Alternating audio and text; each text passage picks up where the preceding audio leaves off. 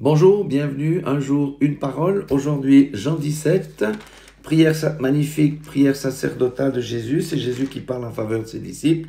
Et le verset 15, il dit, « Je ne te prie pas de les ôter du monde, mais de les préserver du malin. » Alléluia. Nos frères chinois sont dans la tribulation. Nos frères iraniens le sont aussi. Nos frères pakistanais sont aussi dans la tribulation. Nos frères qui sont dans les pays arabes sont dans la tribulation. Ne pensez pas que nous, les églises occidentales, nous allons échapper à la persécution et à la tribulation.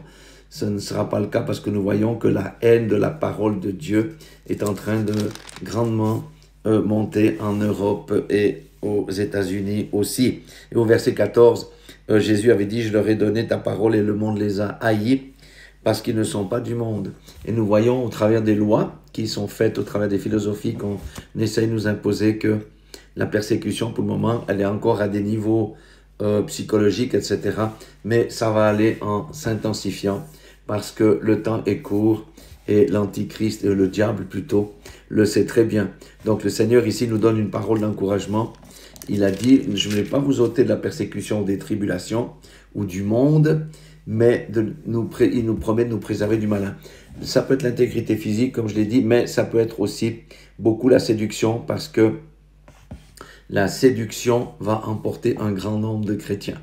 Et quand il dit préserver du malin, je préserve votre salut. En fait, vous n'allez pas flancher. Je vais vous donner la force, comme j'ai donné la force à Joseph, comme j'ai donné la force à Daniel, comme j'ai donné la force à Shadrach, Meshach, Abednego, comme j'ai donné la force à tous mes héros qui ont su tenir durant tous les siècles qui nous ont précédés face à la terreur, face à la persécution concernant la parole de Dieu. C'est pourquoi dans notre ministère, nous préparons les âmes à être forts, à nous tenir sur la parole de Dieu, à être dans une bonne relation avec Dieu, être en intimité avec Dieu, afin que cette merveilleuse parole, nous soit garantie.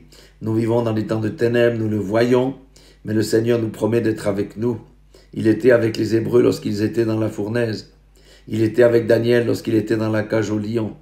Il était avec Joseph lorsqu'il subissait la persécution de la femme de Potiphar, et il l'a préservé.